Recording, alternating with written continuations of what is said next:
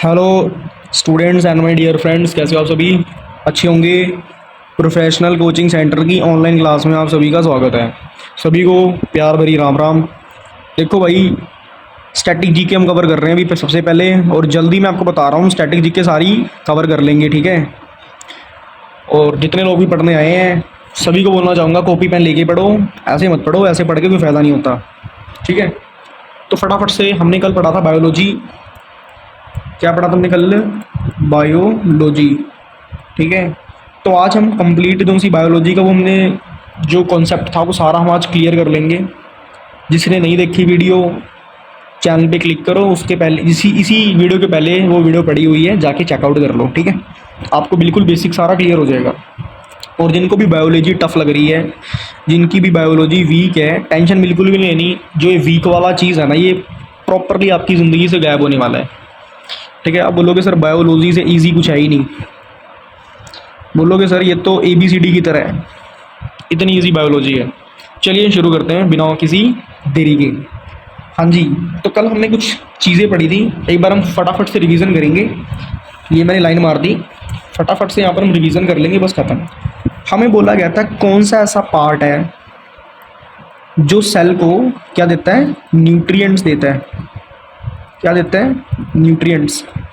तो कौन सी चीज़ थी वो थी पावर हाउस ऑफ सेल। क्या थी? Power house of cell. Is that clear everyone? Power house of cell क्या होता है? माइटोकॉन्ड्रिया। कई लोग पढ़ेंगे माइटोचॉन्ड्रिया। वैसे मैं कई लोग की क्या बताऊं, जब मैं 10th में था ना, मैं खुद इसे माइटोचॉन्ड्रिया पढ़ता था। माइटोचॉन्ड्रिया लगी बात समझ में? मैं सच बताऊं, जब मैं 10th क्लास में था ना, मैं सोचता था यार मैं इतना डीपली क्यों पढ़ रहा हूँ, मेरे किसी काम तो आ नहीं रहा, बट आज मेरे काम आ रहा है, ठीक है। पढ़ाई कभी भी बर्बाद नहीं जाती, ठीक है। कई लोग सोचते हैं कि पढ़ने से क्या ही हो जाता है, कुछ नहीं होता।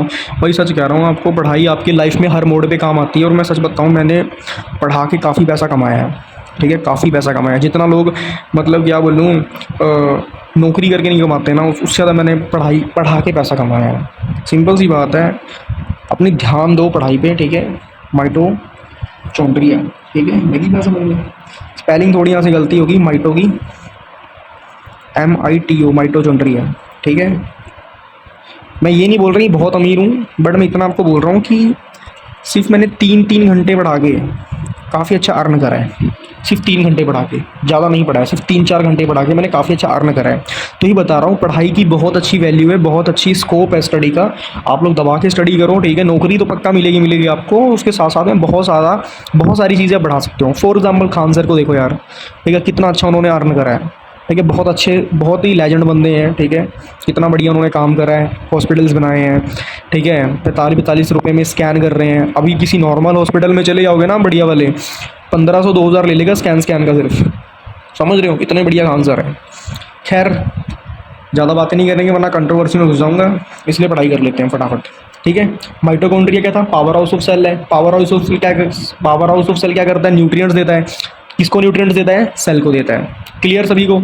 और मैंने आपको बताया था न्यूट्रिएंट्स को कई तरीक़ों से पूछा जाता है। फॉर एग्जांपल, किसी ने बोल दिया पावर, किसी ने बोल दिया एनर्जी।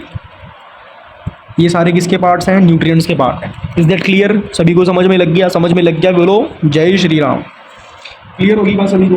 फिर उसके बाद हमने पढ़ा था सेल ऑर्गेनेल्स के बारे में, सॉरी सेल मेम्ब्रेन के बारे में।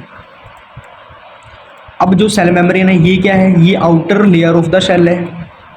क्या है? Outer layer of cell. Cell की आउटर लेयर होती है, किससे बनी होती है? प्रोटीन और लिपिड से बनी होती है। प्रोटीन और लिपिड से बनी होती है, ठीक है। क्लियर होगी बात सभी को? ठीक है। उसके बाद सेल की खोज, फलाना ढिमकाना जो भी था, आप इसकी पहले वाली वीडियो में देख लेना, ठीक है। रिवीजन मैंने करवानी थी, मैंने मेन चीज़ें रिवीजन करवा दी हैं। और हाँ, सेल की खोज साइंटिस्ट के नेम ज़रूर याद कर लेना। अगर नेम नहीं याद करा ना तो भाई साहब नैया डूब जाएगी तुम्हारी। समझ रहे हो मेरी बात? फिर भगवान को याद करोगे और कुछ नहीं। इसीलिए कह रहा हूँ पढ़ के जाओ। अगर पढ़ के जाओगे तो भगवान तुम्हारी हेल्प करेंगे, अगर पढ़ के नहीं जाओगे तो भगवान कैसे हेल्प कर देंगे, खुद सोचो तुम। क्लियर? अब चलते हैं आगे के काम, ठीक है। आगे की चीज़ें क्लियर करते हैं। लगी बात समझ में? और कमेंट करके बताना कि आपको मेरा पढ़ाने का तरीका समझ में आता है। और एक चीज़ और बताना चाहता हूँ, कभी भी नोट्स बनाने हैं जैसे मैं लिख रहा हूँ डिट्टो सेम ऐसा लिखना है आप लोगों ने। लाइनें नहीं मारने की, सेल की खोज उसने करी थी, सेल की खोज उसने करी थी, फलाना करा था, मरे हुए सेल वो साइंटिस्ट था, जिंदा सेल का वो साइंटिस्ट था, ऐसा कुछ भी नहीं लिखना। ये सब लिख के अपना टाइम बर्बाद करोगे। इससे बड़े तो आप मेरी वीडियो देख लो 2 बार। सबसे ईजी तरीका बताता हूँ, 2 बार इस वीडियो को देख लो, इस वीडियो को 2 बार देख लो अच्छे से बस। एक बार देख लो नॉर्मल स्पीड में, दूसरी बार देख लो 1.5x की स्पीड में या 1.25 की स्पीड में। लगी बात समझ में? मैं कहता हूँ सारा डाउट क्लियर हो जाएगा। चलिए फटाफट से आगे बढ़ते हैं। अब यहाँ पे जो इंपॉर्टेंट चीज़ पूछी जा रही है ना, वो ये है कि न्यूक्लियस क्या होता है भाई साहब। NUCLEUS, nucleus. अब बात करते हैं न्यूक्लियस क्या होता है। तो सबसे इजी लैंग्वेज में आपको समझाऊंगा, सबसे इजी, कि जो ना आपको बिल्कुल रोटी खाते खाते भी समझ में आ जाए। तो न्यूक्लियस क्या होता है? ये दिमाग होता है। किसका होता है? सेल का दिमाग होता है। ये किसका दिमाग है? ये दिमाग है सेल का। ठीक है, लगी बात समझ में? और जिनको सेल नहीं पता सर सेल क्या होता है, तो भाई इसके पहले वाली वीडियो जाके आप देख लो। ठीक है, इसके पहले वाली क्या है, वीडियो को देख लो, आपको पता लग जाएगा सेल क्या होता है। बहुत ही अच्छे डिटेल में मैंने सेल को बताया हुआ है कि सेल होता क्या है, किस चीज़ से बना होता है।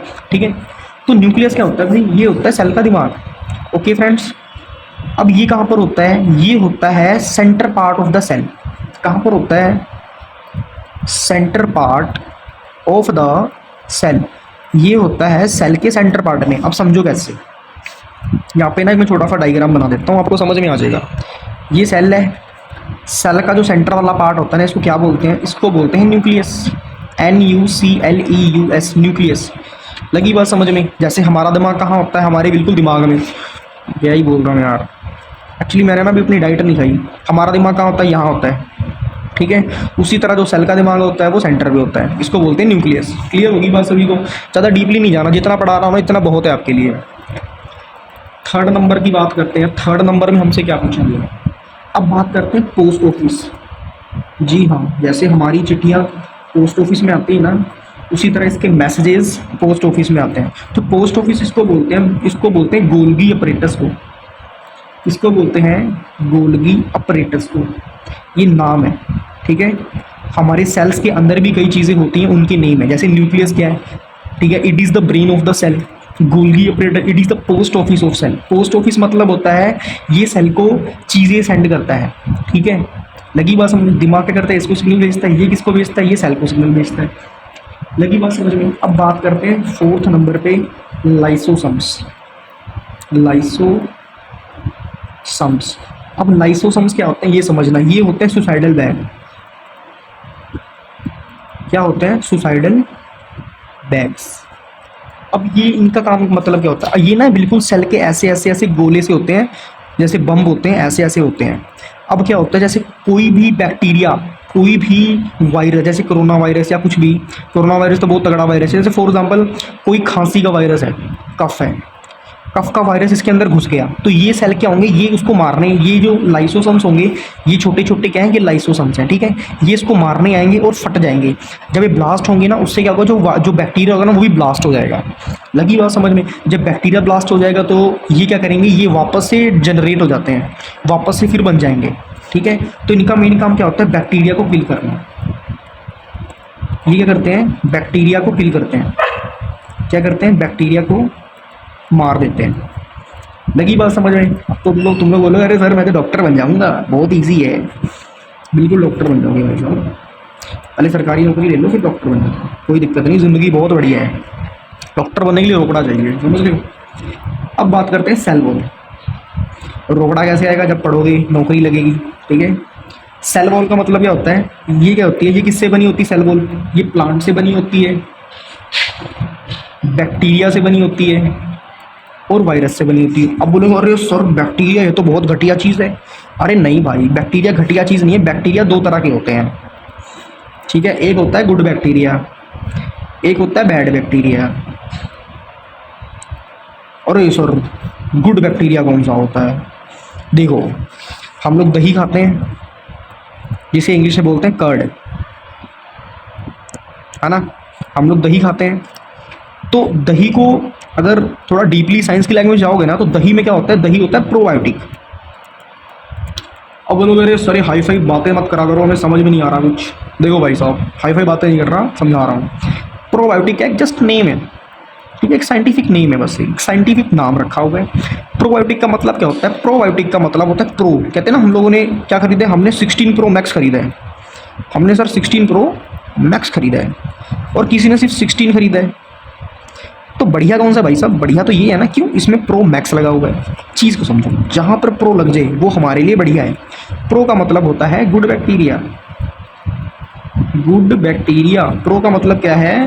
Good bacteria. ठीक है, लगी बात समझ में? वो किस में होता है? वो होता है दही में। क्लियर होगी बात सभी को? तो सीधी सी बात है, जो हमारी सेल वॉल, सेल वॉल का मतलब समझो, ये हमारा सेल है, इसके बाहर किसने कवर करा हुआ है? इसको बाहर ने कवर करा है सेल मेम्ब्रेन ने, और जो अंदर इसको सेल ने कवर करा हुआ है वो किसने कवर करा हुआ है? सेल वॉल ने। यहाँ पर सारे सेल होते हैं। लगी बात समझ में? ठीक है जी, टेंशन बिल्कुल भी नहीं लेनी। मुझे लगता है यार मैंने कैमरे पे देखा ही नहीं, दोबारा समझा देता हूँ। प्लांट बैक्टीरिया वायरस बने होते हैं सेल वॉल से। बैक्टीरिया दो तरह का होता है, गुड और बैड बैक्टीरिया। ठीक है, दही में क्या होता है? गुड बैक्टीरिया होता है, और दही में क्या होता है? प्रोबायोटिक होता है। ठीक है, और जो बैड बैक्टीरिया होता है ना, उसको मारता है गुड बैक्टीरिया। ठीक है, फॉर एग्जाम्पल दोबारा समझा रहा हूँ एक बार, मुझे लगता है शायद रिकॉर्ड नहीं हो पाया। 16 प्रो मैक्स किसी के पास है और आईफोन 16 किसी के पास है, तो बढ़िया कौन सा? 16 प्रो मैक्स।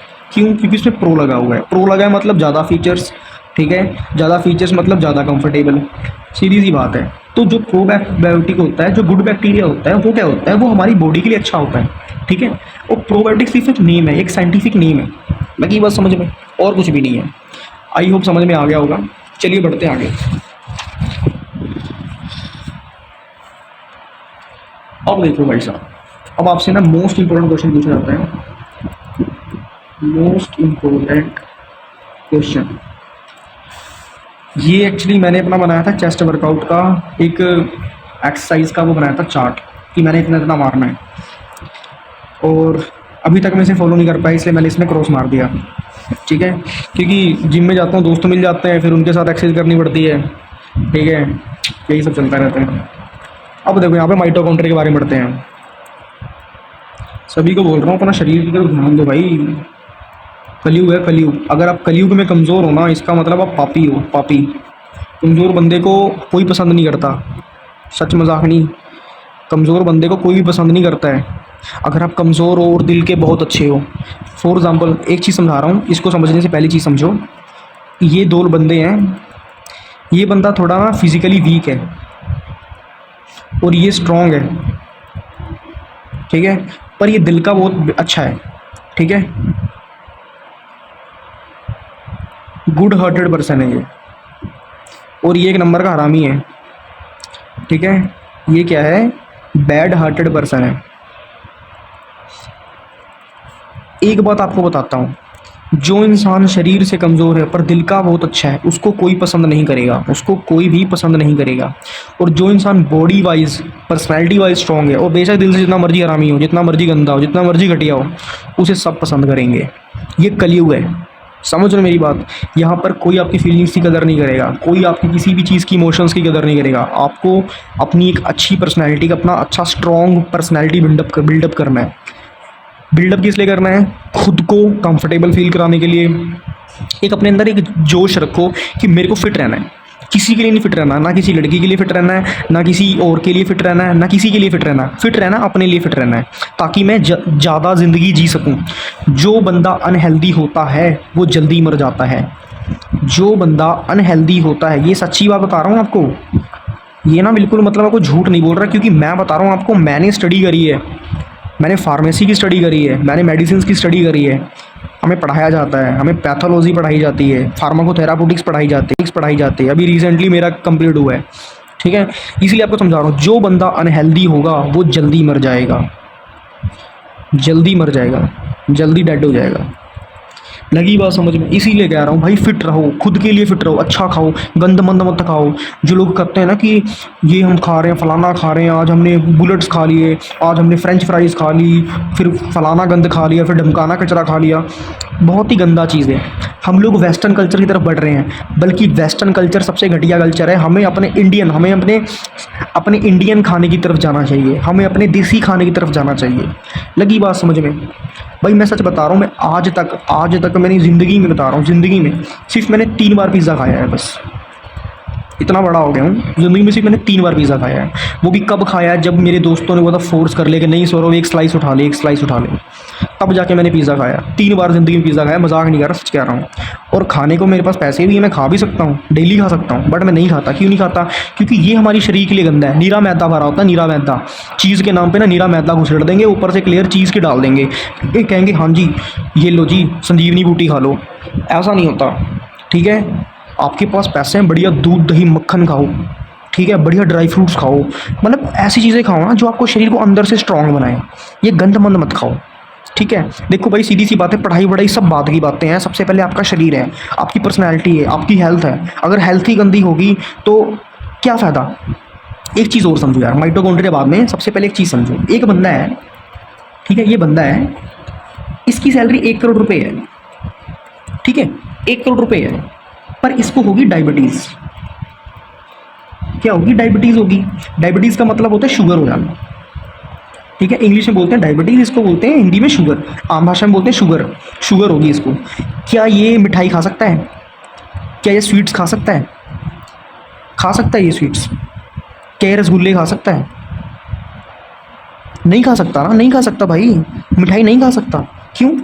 क्या इसके 1 करोड़ इसको सुख दे पा रहे हैं? इसने 1 करोड़ रुपये कमाया, क्या इसको सुख दे पा रहे हैं? नहीं सुख दे पा रहे हैं। ये अंदर से पूरा दुखी है। क्यों दुखी है? क्योंकि ये फिट नहीं है, ये अनहेल्दी है। क्या है ये अनहेल्दी है। The moral of the story is, अपने आप को फिट रखो, किसी और के लिए ना, किसी लड़की के लिए ना, किसी अपनी जनानी के लिए ना, अपने किसी फ्रेंड के लिए ना, अपनी किसी गर्लफ्रेंड के लिए, किसी के लिए नहीं। फिट रहना है खुद के लिए, खुद के लिए। खुद से प्यार करो। अगर तुम अच्छे होगे तो हर कोई तुम्हें पसंद करेगा। अगर तुम ही बीमार पड़ गए, तुम ही अनहेल्दी हो गए, तुम्हारी शक्ल के 12 बजे होंगे, कोई तुमसे प्यार नहीं करेगा, ना कोई तुमसे बात करेगा। क्लियर होगी बात सभी को? सीधी सी बात है, अच्छा खाओ, अच्छा खाओ, ठीक है, बढ़िया खाओ, मस्त रहो। लगी बात समझ में? आपकी लाइफ में ना सिर्फ 2 चीज़ें होनी चाहिए। नंबर 1 पे होना चाहिए अपनी हेल्थ, जो मैं आपको बता रहा हूँ, जो मेरी लाइफ में चल रही चीज़ें। नंबर 1 पे हेल्थ, सेकंड नंबर पे कैरियर, बाकी सब चीज़ें जाए भाड़ में, ठीक है? अपने लोगों ने सर माता पिता, अरे भाई ये भी बताने वाली बात है, माता पिता से तो हर बंदा प्यार करता है। लगी बात समझ में? ये चीज़ें जोड़ने वाली नहीं है, ये तो भाई बाय बर्थ होती हैं, ये बताने वाली चीज़ थोड़ी है। नंबर 1 पे हेल्थ, सेकंड नंबर पे कैरियर। कैरियर के लिए पढ़ाई करनी, पढ़ाई करो, एक्सपीरियंस लेना, एक्सपीरियंस लो, एक्सरसाइज करनी, एक्सरसाइज करो, कुछ भी करो। Health career, health career, health career, बस इतने पे फोकस रखो बस, और किसी चीज़ पे थर्ड पर्सन पे मत जाओ। क्लियर होगी बात सभी को? चलिए, ज़्यादा ही ज्ञान दे दिया आज मैंने। माइटोकॉन्ड्रिया के बारे में पढ़ते हैं। तो जो माइटोकॉन्ड्रिया है, इसमें क्या पूछा गया है? इसका डायमीटर पूछा गया है। तो इसका डायमीटर कितना होता है? 0.5 से लेके 1 माइक्रोमीटर। अब जो से ये निशान है ना, ये निशान, इसको बोलते हैं माइक्रो। माइक्रो मतलब होता है वेरी स्मॉल। माइक्रो का मतलब क्या होता है? Very small. Is that clear? इसका मतलब होता है माइक्रो। जब आप फिजिक्स पढ़ते हो ना, आपको बताता हूँ, जब आप फिजिक्स पढ़ते हो, PHYSICS, जब आप फिजिक्स पढ़ते हो 11th 12th की, 11th और 12th की, तो उसमें आपको अच्छे से पढ़ाया जाता है माइक्रो क्या होता है, मैक्रो क्या होता है, ठीक है, अल्फ़ा बीटा गामा, सारी चीज़ें पढ़ाई जाती हैं। खैर, जितनी चीज़ें इंपॉर्टेंट है आपको मैं सारी करवाऊंगा, टेंशन बिल्कुल भी लेनी। माइटोकॉन्ड्रिया का साइज़ पूछा गया, डायमीटर कितना होता है? 0.5 से लेके 1 माइक्रोमीटर होता है, ठीक है। देखो सबसे छोटा साइज़ छोटा होता है तभी तो हमारी बॉडी के अंदर है, साइज़ बड़ा होता है बॉडी के अंदर थोड़ी होता है, ठीक है। अब एक मोस्ट इंपॉर्टेंट चीज़ पूछी जाती है, उसकी तरफ भी फोकस कर लेते हैं। पूछी जाती है एंडोप्लाज्मिक रेटिकुलम क्या होता है? एंडोप्लाज्मिक